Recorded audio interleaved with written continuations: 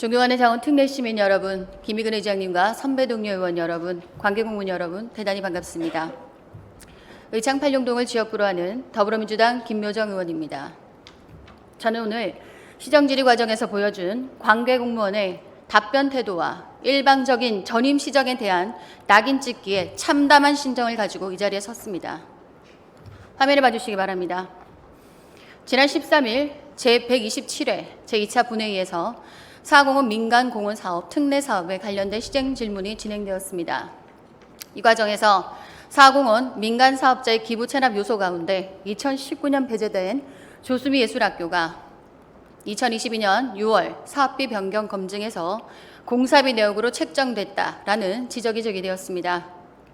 화면에서 보시는 바와 같이 사업상 공공기여시설로 예정되었던 예술학교의 건립이 무산됨에 따라 2020년 7월 전 부서 공공기여시설 대상사업 수요조사가 진행되었고, 이에 환경, 교육, 평생 학습, 복합센터의 건립이 결정되었습니다.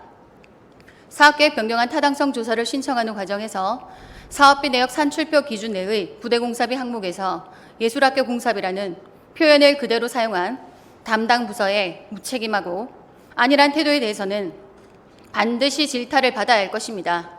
그러나 변경되어 추진되고 있는 사업에 대해서 무리하게 일방적으로 흠집을 내고 의혹을 제기하는 것은 정상적인 문제 제기라 보기 어려울 것입니다. 사진에서 보시는 바와 같이 사업으로 추진되고 있는 사업에 대해서 타 자료를 통해서 확인할 수 있는 내용임에도 불구하고 전임 시정을 흠집 내기 위한 의혹 제기라 볼 수밖에 없지 않겠습니까? 두 번째로 토지 보상, 자재비의 증가, 주택가 방업력 공사와 차선 추가 확보 과정에서 전체 사업비가 늘어났고, 공공기여시설물의 사업비를 유지하기 위해서 불가피하게 아파트 세대수가 증가되었습니다. 이러한 배경이 시정질문 답변 과정에서 충분히 설명되지 못한 점에 대해서는 강한 유감의 뜻을 표합니다. 또한 시정질문에서 제기되었던 기부 체납 비율이 줄어들었다는 주장 역시 사실과 다릅니다. 시정질의 과정에서 보여주었던 PPT 자료에서는 공공공사비라 표현하였지만 실제 질문 요지서와 질문을 통해서는 기부 체납의 비율이 11%에서 2%로 줄어들었음을 지적했습니다. 하지만 공원시설 이외에 도로와 완충, 경관 녹지 등을 포함할 경우에는 기부 체납액과 사업비 대비 비율은 화면에서 보시는 것과 같이 증가하는 것을 확인할 수 있습니다. 더군다나 민선 7기에서 진행된 협약 변경이 세대수와 분양가 증가를 구조글자로 하여서 민간 사업자 이익을 늘렸다는 주장이 앞선 시정 질문에서 제기되었습니다.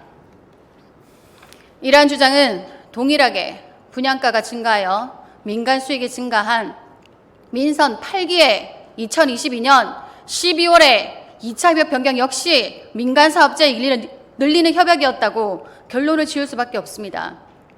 이에도 동의할 수 있으십니까? 행정과 사업의 문제에 대해서 충분히 지적을 할 수 있으며 이는 감시와 견제의 역할을 수행해야 하는 의회의 당연한 역할입니다.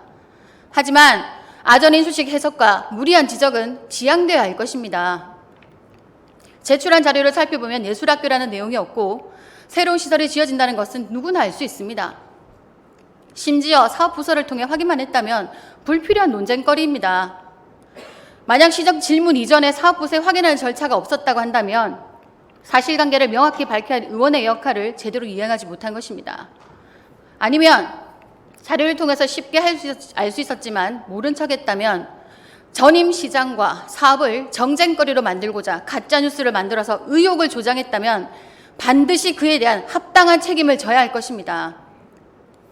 끝으로 시정질문 과정에서 관련 부서의 답변 과정에 강한 유감을 표합니다.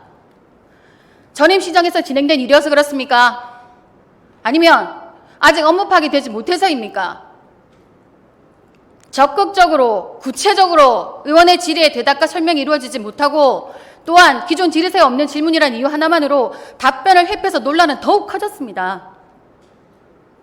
부디 차후에는 이러한 일이 반복되지 않기를 진심으로 바라며 이상 5분 사회 발언을 마치도록 하겠습니다. 끝까지 경청해 주셔서 감사합니다.